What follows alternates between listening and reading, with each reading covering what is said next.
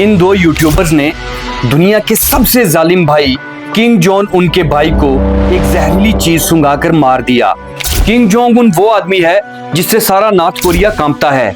सिर्फ north Korea नहीं बल्कि दुनिया के सुपर पावर ममालिक भी इससे डरते हैं। लोग समझ रहे थे कि वो अब इन यूट्यूबर्स का जीना हराम कर देगा, वो इनको एक दर्दनाक मौत मारेगा।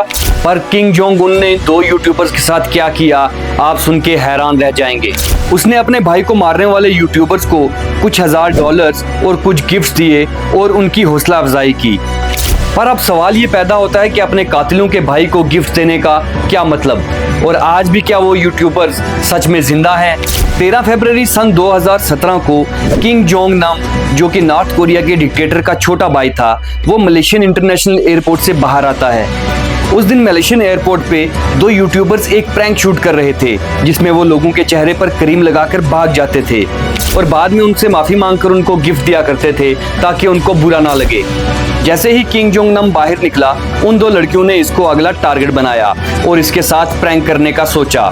पर उनके वहमो गमान में भी नहीं था कि ये प्रैंक उनकी जिंदगी का आखिरी प्रैंक होने वाला है।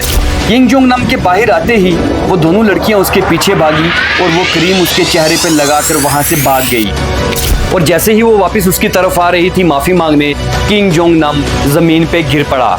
एयरपोर्ट सिक्योरिटी फौरन वहां पे आई और उसको हॉस्पिटल ले जाया गया। वो लड़कियां डर गई थी कि आखिर इस आदमी को हुआ क्या है। ये क्रीम पहले भी वो 10 आदमियों को लगा चुके थे और उनको कुछ नहीं हुआ था।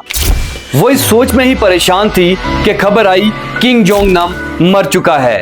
क्रीम चेक करने पे पता चला कि इस क्रीम में एक जहर मिलाया गया था जो अगर गलती से भी किसी के नाक या होठों पे लग जाए तो वो इंसान 5 से 10 मिनट के अंदर मर जाता है। इस खबर ने पूरे मलेशिया को हिलाकर रख दिया था और पता नहीं नॉर्थ कोरियन डिक्टेटर का अगला रद्द-ए-अमल क्या होगा।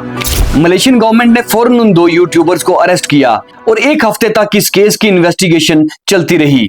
इन्वेस्टिगेशन में पुलिस को तो ये बात समझ आ गई थी कि ये यूट्यूबर्स वाकई बेगुनाह हैं। वो वाकई में एक प्रैंक शूट कर रहे थे और पहले भी कई लोगों को क्रीम लगा चुके थे और उनको कुछ नहीं हुआ था।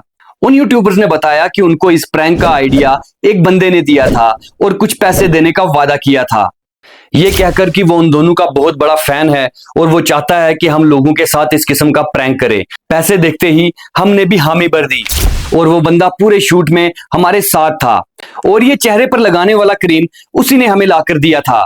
इस हादसे के बाद ना तो वो बंदा हमें मिला, ना ही उसने हमें पैसे दिए और ना ही हम जानते हैं कि वो कौन है। मलेशियन गवर्नमेंट को थोड़ा बहुत तो समझ आ चुका था कि आखिर इस कत्ल के पीछे किसका हाथ है, पर पुलिस ने पहले उस बंदे को ढूंढना शुरू किया जिसने इन दो यूट्यूबर्स को प्रैंक करने के लिए कहा था। 3 मार्च सन 2017 को जैक नामी उस बंदे को भी अरेस्ट कर दिया गया और इन्वेस्टिगेशन के बाद असल कहानी उसने सबको बताई। वो सुनकर सबके होश उड़ गए। उसने बताया कि किंग जोंग नाम का असली कातिल कोई और नहीं बल्कि उसका अपना सगा भाई है।